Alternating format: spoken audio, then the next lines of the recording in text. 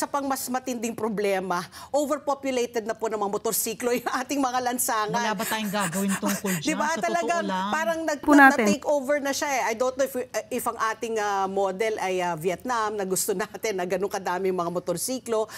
In terms May of putting chauffeur a ka cap. ba, Senator JV, o do you drive yourself? At nararamdaman mo po yung ano? Hindi, kasi I ride, I have a driver also, Yes, no, pag official days. No? Kaya lang, I ride the motorcycle, mag-isa lang On ako noon. weekends. Pag nagbabike ako, mag-isa lang din ako. Sa akin, Patpi, hindi lang motorcycle, Ali, no, ang problema natin. Vehicle sales has really gone up. It's about 300,000 vehicle sales every year. Units, no? Eh, nung papasok pa itong mga electric na BYD, naku, nasa 10,000 units ang nabenta nila. Just for this year. At least yung nasa hundreds of thousands, ay yung mga motor, millions. Ay nga, hindi. But all I'm saying Ano ang is, BYD, sorry? It's a Chinese, na electric car. vehicle, dumami. Hybrid. Mura so, lang eh. ang bottom line, ano tayo, car-centered society. Yeah. No? Or sabihin na natin, car and motorcycle-centered. I have been pushing, advocating for mass transit ever since. No? Alam niyo na, lagi ko na ikikwento yun, nasa Congress pa lang ako. Kasi kung 300,000 every year, in 3 years, that's 1 million vehicles that will be added to our streets. Correct. Hindi naman dumadami ang kalye natin or hindi ganun kabilis. So, we really have to fast-track our mass transit, no? Yung North-South commuter lane, no? Finally, at least nandyan na, tumatakbo na.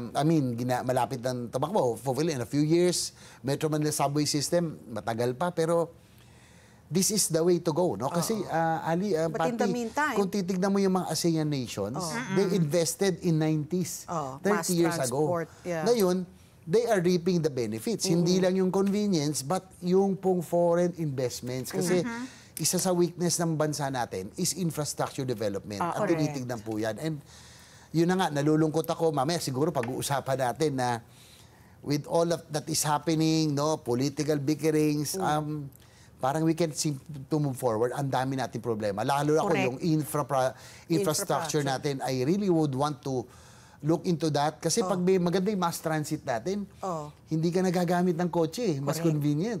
Sabi nga nila, di ba? Sabi nga nila, Ali, Patpi, dapat engage natin is a developed country. Sabi ni Gustavo Petro, na mayor siya ng Colombia, na naging presidente.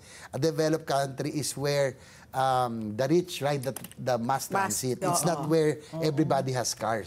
It's where the rich ride the mass transit. Alam mo yung so yun talaga dapat. We lived in Madrid, Spain for 3 years. Ang kasabayan mo dun sa metro, mga nila, CEO. mga donya talaga, quaff na quaff yung buhok, nakaperlas tulad ng kay Patpi, manonood ng opera.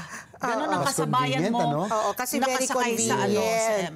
Pero hindi mo sinagot yung tanong namin. It's really time to regulate the motorcycles. Ito, inumpisahan. NCAP, ibabalik sa Lunes, yung exclusive motorcycle lanes para na rin sa kaligtasan nila. Kasi alam mo, Senator JV, okupado nila lahat ng lane. Ang hirap mag-drive at preno ka ng preno kasi ayaw mo silang tamaan. Well, ang sa akin siguro, maganda yan. Nakikita ko dyan, may bike lane tayo, di ba? Na hardly used. Hardly used. Yan, is next question pa yan. Siguro, maganda mag-experimental muna or tignan natin kung, especially with the main roads first, kung maging successful, then implement it. No? Kasi yung bike lanes parang hardly used na siya. Okay Yun siya na ng lang pandemic. Pandemic lockdown, di ba? Pero ngayon kasi like sa main roads, ako kahit nagbabike ako, hindi ako dumadaan din doon eh. Di Sa ba? motorcycle. Dumadaan ako sa mga secondary roads. So, probably, tignan natin, pwede yung lane sharing, no? Pwedeng may oras, experimental. Di ako traffic expert.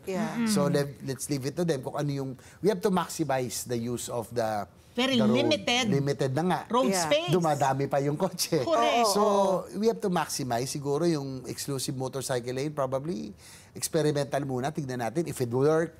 Di ba? Yung motorcycle tsaka yung bicycle, pwedeng magkatabi yun. No? Or pwedeng sharing. Hindi, I was going to ask, ikaw mismo nagsabi, ikaw, you don't use the main thoroughfare, you use the ancillary roads. Secondary roads. Can't you just can't they just be put there? I mean, leave EDSA, C5. Commonwealth. Diba? Or Commonwealth, 2 cars and 2 buses. And then, yung mga motorsiklo, doon na kayo sa secondary. Well, Pero Ano ba ruta yun? yata na Masyadong walang ano ba yun? secondary, Masyadong well, I'm talking about the elitista? bike lane. Hindi ba yung pro-poor? Hindi, kasi we have to look into, alam naman natin, maraming, minsan manaiinis siguro, may mga undisciplined riders, pero I think they have helped our economy also during the time ng pandemic. Yeah. And until now, no, pag may deliveries Oo, tayo, yun naman. documents, Oo, correct. so nakakatulong. I think it's just a matter of still discipline, yung road sharing. Dapat matutunan natin yun, yung courtesy on the road. So, No, you know, I say yung- this yes. only because Senator JV, ang EDSA i-rehabilitate. And they're going to close off bali 2 lanes yan di ba? Oo nga, So can you medyo imagine, with the bus, there's an exclusive bus lane, di ba yung carousel, tapos yung mga cars pa. So talagang, sabi nga nila, Carmageddon na ang makikita nila by next month. So baka also, during the time of the rehabilitation of EDSA, yung mga motorcycles should also be using the secondary as an experiment. Sabi mo muna, well, pwede ba? Tignan natin, kasi sabihin naman natin, ano nga yan Anti-poor. Baka discriminatory, anti-poor, anti-poor. kasi yung mga poor, yan lang ang No, kanilang for the good of the majority, Senator JV, you seem to forget. Well, I mean- For the good of the majority. Di ba merong silang counter? Bilangin mo ang ilan ang gumagamit na siklista.